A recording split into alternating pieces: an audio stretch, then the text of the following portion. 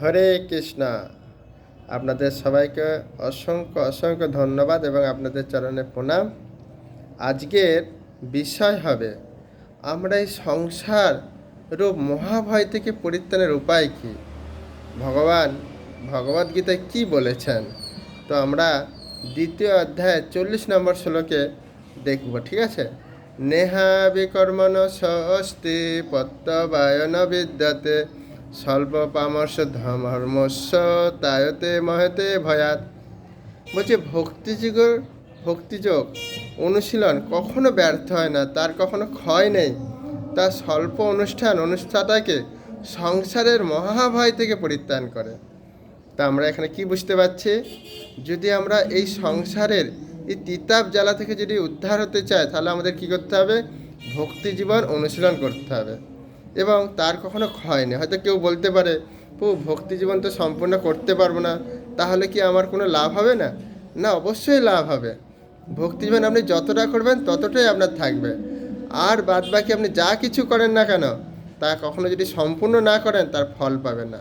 কিন্তু ভগবান গীতায় বলেছেন যে তোমরা ভক্তি জীবন করো, তুমি তো সংসারে ভক্তি মুক্তি পাবে, এবং যদি প্রেম সহকারে করো তাহলে আমার কাছে ফিরে আসবে।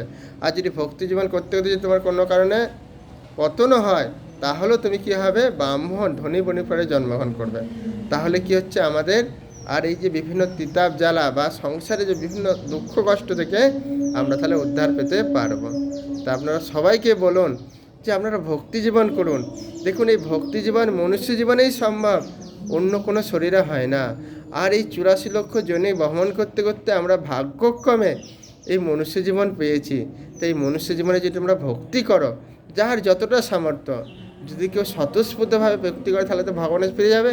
আর যদি অল্পও করে, যে বলছে না স্বল্প পামর্শ ধর্মস্য, যদি স্বল্প মাত্রাও করে, তাহলে আপনি এই সংসারের যে তিতাব দুঃখ বিভিন্ন যে দৈবিক দেবতার দ্বারা মানসিকের দ্বারা পাচ্ছি না আমরা, শারীরিক মানসিক বাহ্যিক বিভিন্ন কিছু, সেই সংসার তিতাব জ্বালা থেকে আপনারা উদ্ধার হতে পারবেন। কেমন?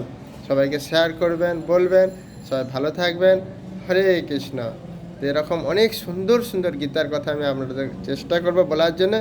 যেহেতু এই মাসটা হচ্ছে গীতা জয়ন্তী, গীতার জন্মদিন, তাই আমরা সেই ভগবানের মুখনিঃসৃত বাণী থেকে অনেক কিছু শিক্ষা গ্রহণ করে আমাদের নিজের জীবনকে সুন্দরভাবে গড়ে তুলে ভগবানের কৃপা লাভ করব। হরে কৃষ্ণ।